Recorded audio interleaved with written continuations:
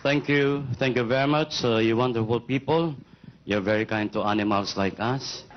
Mga kaibigan, dun sa hindi pa ho nakakilala sa amin, kami po yung tinatawag na pork chop duo. Apo. Ako si Porky at siya naman si Chappy. Siya pong original na tatay ni Chitae. Hindi, mga kaibigan, bago ko kami magpatuloy, ako muna mababati sa inyo ng isang magandang gabi sa inyong lahat, mga kaibigan. Mali. Anong mali? Yan ang sinasabi ko. Pagbabati kayo, walang masasabi sa iyo. Nung English ang bati ko, mali. Ngayong Tagalog, mali pa rin. Ulitin mo. Magandang gabi sa inyong lahat, mga kaibigan. Ikaw ba'y siguradong lahat yan ay mga kaibigan mo? Nakatawa silang lahat sa Hindi akin. lahat na tumatawa at pumapalakpas sa kaibigan mo. Iba nga tingin siya para kang baboy na sa harapan nila. Sisiraan mo na naman. Hindi mo siguradong lahat yan ay kaibigan mo. Tanggalin mo sa tang kaibigan na makasigurado ka. Wala nang kaibigan. Dapat. Pwede nang bumati. Ayusin mo. Magandang gabi sa inyong lahat. Kanino mo sinasabi yan?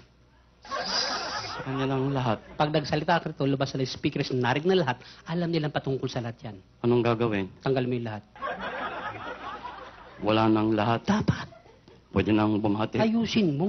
Magandang gabi sa inyo. May kakulitan ka rin. Bakit nga? Alang man tayong dalawa magbatian dito. Siyempre. Kanino mo sinasabi yan? Sa kanila. Alam nilang para sa kalang tanggalin mo inyo. Wala nang inyo. Dapat. Magandang gabi. Ano ba ngayon? Gabi. Hindi tanghali. Hindi. Hindi hapon. Hindi rin. Lalong hindi umaga. Hindi. Huwag mo silang gawing tanga. Alam nilang gabi ngayon. Anong gagawin? Tanggalin mo yung gabi. Wala nang gabi. Dapat. Maganda. Paano yung pangit? Ay, meron dyan maganda lang. Sa paningin lang kitang minamahal. Paano karapang tawagin maganda? Tulad mo si Lepi, hindi marunong masaktan. Anong gagawin? Tanggalin mo yung maganda. Wala nang maganda. Dapat. Pwede nang bumati. Ayusin mo. Uwe. Sa akin mga nasa harapan. Paano yun sa tagliran mo? Yan. Importante lang ba sa harapan dyan na tinutumbok mo? Anong gagawin? Eh, tanggalin mo yung harapan. Sa mga walang harap? Bullshit. Tinanggal mo lahat. Ano pang gagawin ko rin eh? Luma na kasi yung pagbati mo. Naalala mo, ilang buwan nakakalipas. Nanggaling tayo ng Israel, nanggaling tayo ng Japan, nanggaling tayo ng Australia, ng Amerika. Naintindihan ba mga tao na sinabi mo? Pasensya sila. Pilipino tayo eh. Mali yun. Galing tayo international language, sign language. Wala namang sign language ah. Tignan mo yung gagawin ko. Paano?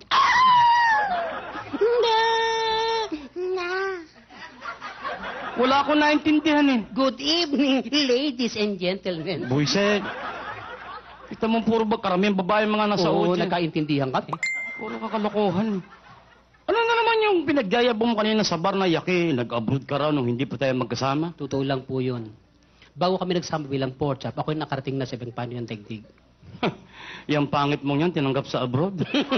Huwag mong pakamamatahin kay mga pangit. At bakit? Kami may kasabihan. Ano? Pangit man din at dukha sa tingin. Eh ano? Nakabubuntis din. Hoy! Sinabi na Eh, mag-iingat. grabe ka lumait, kababayan pa natin yung karap natin. O sige, nakapag-abroad ka na. Saan ka naman nakarating, Aber? Nakarating ako ng Europe. Europe. Europe. Saan naman sa Europe? Nagpunta kami ng Venice. Maganda rin sa Venice. Sumuli kami ng Vienna. Vienna. Pasok kami ng Frankfurt. Frankfurt. Tuloy kami ng sausage. Sausage. O, tapos tumuli kami ng Rome. Yeah. Saan sa Rome? Rome 401, 402, Mga kwarto yun. Pare, antindi na makinarya doon. Sa Rome? Ano na naman ang makina ron? Abay, may nakita ko isang dahon lang, ipinasok sa makina. Isang dahon. Isang gisapata lang. Ano nangyari? Sigarilyo na. Ganon kabilis? Tapos may nakita ko isang buong baka hinihila. Isang buong baka? Pinasok sa makina. Yung baka. Isang kisapata lang. Ano nangyari? Corn beef dilata na. Oh, matindi. Ang bilis sa Rome. Pero mas matindi ang Pinoy diyan. Sandali lang. Wala pang ganyang makina sa Pilipinas. Saka mas matindi ang Pinoy. Mapapahiya ka lang dito. Matindi ang Pinoy.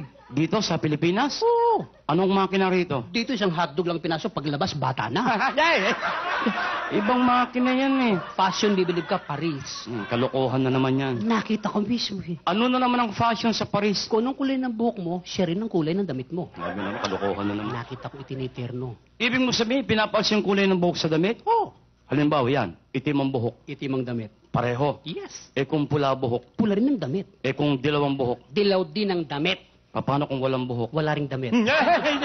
Burlist na yan eh. Itiniterno nga eh. Fashion show eh. O, Chicago, naka-invento ng isang uri ng chemical. Ihalo mo rin sa metal. Makakain mo na yung metal. Sandali. Ibig mo sabihin yung metal, nilalagyan ng chemical. Tapos, kinakain nila. Mismo. Saan yan? Chicago. Chicago. Mhm. Pues, magpunta ka ng Pangasinan.